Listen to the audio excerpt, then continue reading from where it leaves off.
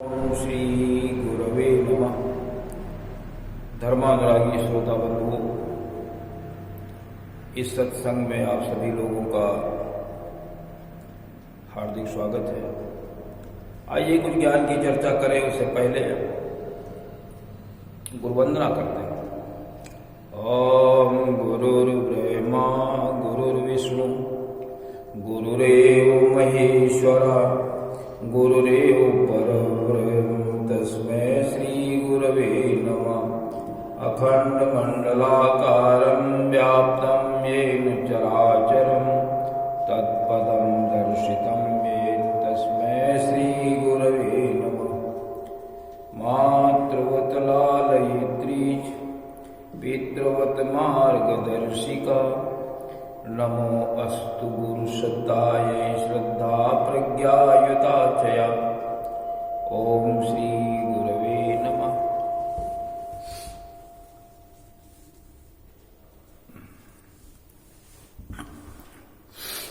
आइए भगवान श्री कृष्ण जी का ध्यान करें। ओम वसुदेवसुतं देवं कंसचाणूरमर्दनं देवकी परमानंदं कृष्णं वंदे जगद्गुरुम्। ओम श्री कृष्णाय नमः। गायत्री मंत्र से सद्बुद्धि के लिए उस परम पिता परमात्मा से प्रार्थना करें कि हमारी बुद्धि को सन्मार्ग की ओर प्रेरित करें।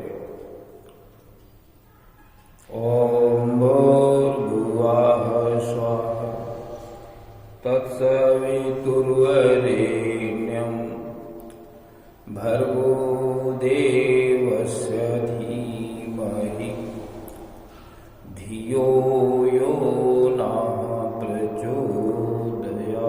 पूर्वेद माता गायत्री की जय। महामृत्युंजय मंत्र से उसी परमात्मा से प्रार्थना करें कि हम सभी लोग स्वस्थ रहें। ओम त्र्यंबकं यजामहे सुगंधिं पुष्टिवर्धनम् उर्वारुकमिव बन्धनान् मृत्योर्मुक्षीयमामृतात्। त्र्यंबकं भगवान की जय। पिछले दिन हम चर्चा कर रहे थे कि भगवान राम सबरी के आश्रम में पहुंचे और उसको ब्रह्म ज्ञान दिया। यद्यपि वो कहती है कि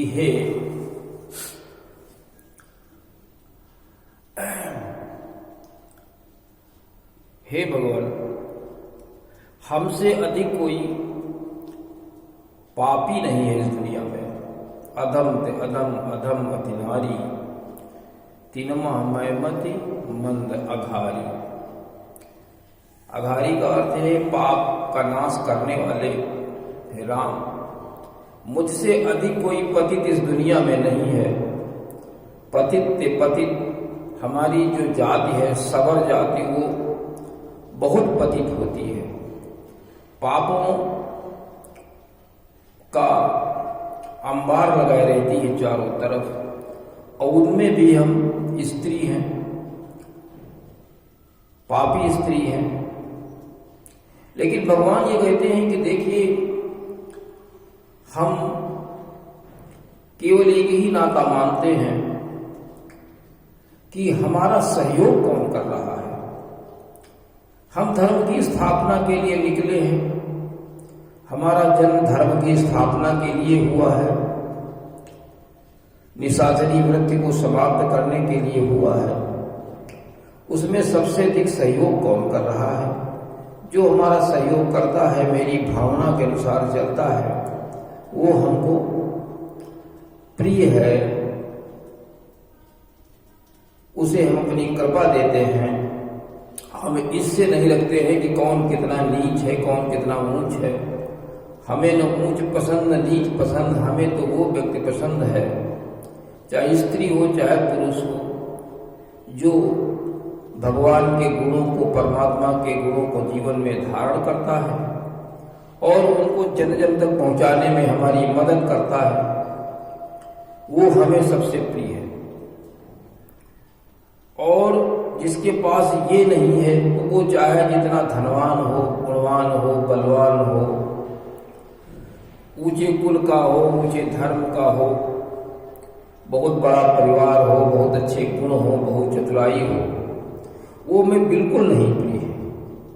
कहा उन्होंने, जाति पाति कुल धर्म बड़ाई, और धन बल परिजन गुण चतुराई, और भगति ही नर सोहई कैसा। जिसके पास भगवान के कर्म करने की प्रेरणा नहीं है, जिसके पास भगवान के कर्म, भगवान जिसलिए आए हैं धर्म की स्थापना में जो सहयोग नहीं कर रहा है, वो चाहे जैसा हो, स्त्री हो पुरुष हो, वो हमें वैसा ही लगता है कि जैसे बादल हो और बिना जल के हो, वैसा ही पुरुष लगता है। यानी हमारे लिए वो बिल्कुल बेकार लगता है। इसलिए हम सब लोगों को अपने घरों में धर्म की स्थापना करनी चाहिए और धर्म की स्थापना में भगवान का सहयोग करना चाहिए।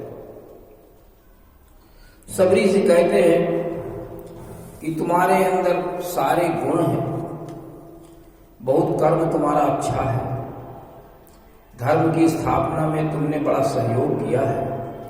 भले ही आप स्त्री हैं, भले ही अधम जाति की हैं, जात पात कोई माने नहीं रखता धर्म की स्थापना में। और वेदों ने कहा भी है कि चारों वर्ण मिलकर के धर्म की स्थापना में सहयोग करें, वेदवाणी को जन जन तक पहुंचाएं। यथे माम वाचम कल्याणी माओदानी जनेभ्यः ब्रह्मराजन्याभ्याम त्वं शूद्राय चार्याय च स्वाय चाराय च प्रियो देवानां दक्षिणाय दातुरी भूया समय में काम समर्थया मप। तो मादो नमत।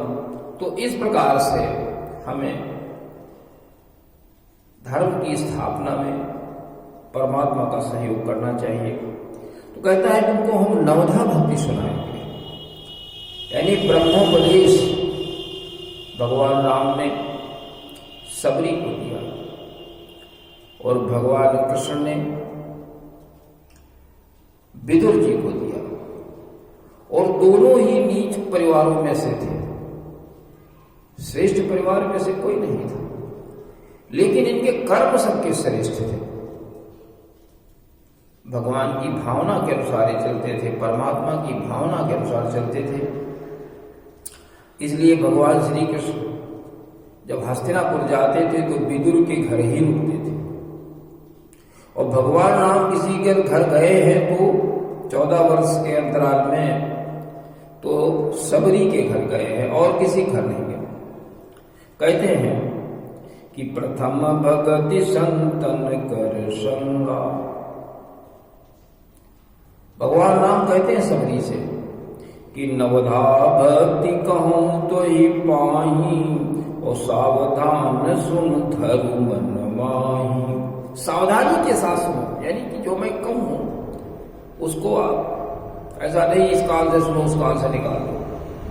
सावधानी के साथ सुनो और उसको मन में उतार लो, अपने हृदय में उतार लो उनको। ऐसा नहीं कि एक भी बात बाहर निकल जाए।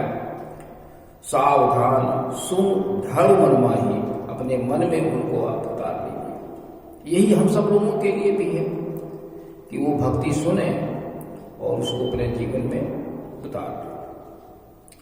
प्रथम भगति संतन कर संगा, और दूसर रति मम कथा प्रसंगा। पहली भक्ति क्या है, भगवान की भावना क्या है? पहली भावना भगवान की क्या है? भगवान की पहली भावना है कि आप सज्जन लोगों के साथ में रहें। अब सज्जन कौन हो सकते हैं, संत कौन हो सकते हैं? हम लोग ये देख लेते हैं कि विशेष रूप धारण किए हुए हैं, कपड़े रंगे पहने हुए हैं, बाल बड़े बड़े हैं और उघारे बदन में, कपड़े बदन पे नहीं है। इस प्रकार से अगर देख लेते तो हम लोग संत समझते हैं। लेकिन तुलसीदास जी ने संत की परिभाषा दूसरे ढंग से दी है। उन्होंने कहा कि संत वो है जो हमारी बुराइयों को बंद करे, हमारे अंदर जो छिद्र है उनको बंद करे।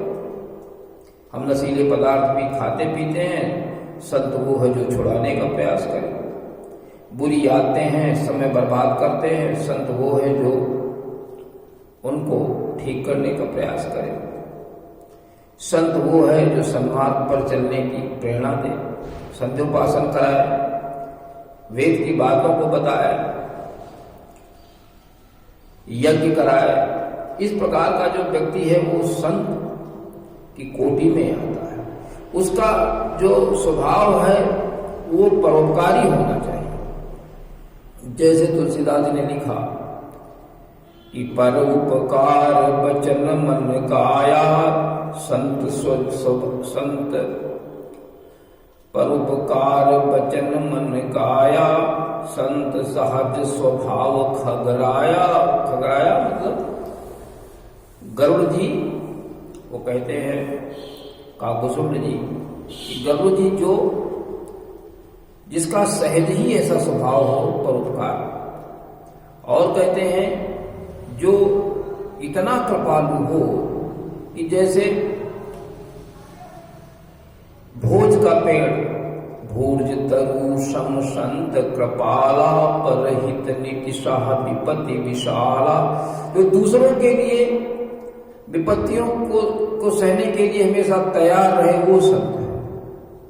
और संत उदय संतत हितकारी, विश्व सुखद जिमि हिंदू तमारी। जैसे सूर्य और चंद्रमा निकल आता है तो पूरे विश्व को सुख प्राप्त होता है, वैसे ही संत का स्वभाव होता है। तो इस प्रकार से ऐसे लोगों का आप साथ करें। प्रथम भगति संतन कर संगा, दूसर रति मम कथा प्रसंग। दूसरी भक्ति क्या, दूसरी हमारी भावना क्या है कि हमने हमारे जो गुण हैं, कथा प्रसंग का मतलब भगवान के गुणों से, हमारे गुणों में आपकी रति हो जाए, उन गुणों को जीवन में आप उतारें और उसके अनुसार आप चलने का प्रयास करें। ये हमारी दूसरी भक्ति हो। भगवान के गुण क्या है? आप पुरुषार्थी बने, परमार्थी बने, तपस्वी बने, अपरिग्रही बने, समदर्शी बने, भूतवत्सल बने, सरलता आपके अंदर हो, निरंतरता, समयबद्धता। ये भगवान के 9 गुण होते हैं, परमात्मा के 9 गुण हैं। इनके अनुसार इनमें आप रत हो जाइए, इन्हीं के अनुसार अपने जीवन को चलाइए। गुरुपद पंकज सेवा, तीसरी भगति अमान, चौथी भगत मम गुण गण, करई कपट तजगान। गुरुपद पंकज, गुरु के चरण कमलों में आप लिप्त हो जाए। कहने का अर्थ ये है कि गुरु की सेवा करें, गुरु से प्रश्न करें और जो वो मार्गदर्शन दे उसके अनुसार आप चलें। गुरु का अर्थ ये नहीं कि कान में मंत्र दे दिया और दक्षिणा ले लिए, हमसे कोई वास्ता नहीं। गुरु ऐसा हो जो वेदविद हो, तत्वदर्शी हो, समदर्शी हो, ये श्रेष्ठ गुण उसके अंदर हो। ऐसे गुरु को हमें अपने गुरु के रूप में वर्ण करना चाहिए। उसकी सेवा भी करें, सेवा नहीं करेंगे तो ज्ञान नहीं देगा। सेवा परम आवश्यक है, उसके प्रति श्रद्धा और विश्वास रखें, सेवा करें तो आपको वो पूरी बात बताएगा, ज्ञानोपदेश करेगा। और चौथी भगति मम गुण गण, करई कपट तजिगान। चौथी भक्त मेरी भावना क्या है, चौथी मेरी भक्ति क्या है? मेरे गुण समूहों को बिना कपट के गान करिए, लोगों को बताइए मेरे गुणों को, उनको विषय में समझाइए। ये हमारी चौथी भक्ति हो जाती है। गुणों को भी मैंने बताया कि भगवान के 9 गुण होते हैं, तो इसीलिए नवधा भक्ति भी कही गई है। और विप्र के अंदर 9 गुण होते हैं, ब्रह्म के अंदर 9 गुण होते हैं, जितने भी अवतारी चेतना उन सबके अंदर 9 गुण होते हैं। तो इस प्रकार से आप कपट तज करके, अब यहाँ पर जो शास्त्री लोग होते हैं वो कपट रूप में बात करते हैं, क्योंकि वो जो कर नहीं सकते हैं वो बताते नहीं। पान मसाला खाते हैं, वो कह नहीं सकते इंद्रिय निग्रह करो। लोभी कामी क्रोधी है, इससे दूर रहने की बात नहीं कर सकते, उनके अंदर खुद दुर्गुण भरे हुए हैं। क्या कहते हैं? मंत्र जाप मम दृढ़ विश्वासा पंचम भक्ति सुवेद प्रकाशा। वेदों ने मेरी 5वीं भक्ति क्या कही है कि मंत्र जाप और हम में दृढ़ विश्वास करें। पुस्तक में मंत्र के लिए राम राम लिखा है, लेकिन राम का जो मंत्र था उसका आप जप करें। राम का जो मंत्र था, मंत्र जाप, राम 2 मंत्र करते थे। एक तो संध्योपासन गायत्री मंत्र से करते थे, दूसरा उनका जो मंत्रास था वो था असुरता को समाप्त कर देवत्व की स्थापना करना। असुर मारी था पही सुरन और राख ही निज श्रुति सीतु और जग विस्तार ही विशद जसु राम जन्म करही। और छठी भक्ति क्या बताई? छठ दमशील विरत बहु कर्मा निरत निरंतर सज्जन धर्मा। इंद्रियों पर इंद्रिय निग्रह, इंद्रियों पर कंट्रोल। इंद्रिय निग्रह नहीं होगा तो आप कुछ नहीं कर सकते। मसाला खाएंगे, तंबाकू खाएंगे, शराब पिएंगे, गांजा पिएंगे। इस प्रकार से जब अगर आप खाएंगे, इस तरीके से इंद्रियों पर कंट्रोल नहीं करेंगे, समय को बर्बाद करेंगे, धन को बर्बाद करेंगे, तो भगवान के आप भक्त नहीं हो सकते, हमारी कृपा आपको नहीं प्राप्त होगी। निरत निरंतर सज्जन, और सज्जन लोग, श्रेष्ठ लोग जिस रास्ते से गुजर रहे हैं, जैसा उनका आचरण है उसी के अनुसार आप चले। श्रेष्ठ लोगों का अनुसरण करें, हम वो नहीं करते हैं। हम बुरे लोगों का अनुसरण करते हैं, जो गंदे लोग हैं, जो मार्ग से हट करके चल रहे हैं, उनका अनुसरण करते हैं। ये बात ठीक नहीं है। भगवान राम कहते हैं ऐसा अगर आप करेंगे तो आपको कोई सफलता नहीं मिलेगी। सातव सम मोहि मैं जग देखा, समदर्शी बने, जाति पाति का भेद न माने, सभी हमारे हैं। सब मम प्रिय सब मम उपजाए, सभी मेरे प्रिय, सभी मेरे उपजाए हुए हैं। इसलिए जाति पाति का भेद आप छोड़ दीजिए, सब में परमात्मा का दर्शन करें। एक ही परमात्मा है जो सब में बैठा हुआ है। सातव सम मोहि मैं जग, सारे जग को आप देखिए कि ये सब परमात्मा का स्वरूप है। परमात्मा भगवान राम सब में विद्यमान है, ऐसा आप विचार करें। मोते अधिक संत करी लेखा, और कहते हमसे अधिक संत को आप माने, हमें आप बिल्कुल न माने। हम आपके जीवन में परिवर्तन नहीं कर सकते हैं, केवल संत ही जीवन में परिवर्तन कर सकता है, इसलिए संत को अधिक माने। आठम जथा लाभ संतोषा, सपने हो नहीं देखहीं पर दोषा। आठवां हमारी भावना क्या है? यथालाभ, जो आपके पास हो, जो आपके पास उपलब्ध हो, मेहनत करें, और जो उपलब्धि प्राप्त हो उसी में संतोष करें। ये नहीं कि दूसरे का हड़प लें, ऐसा कभी विचार मत करें। पराई वस्तु को आप छीन लें, ऐसा न करें।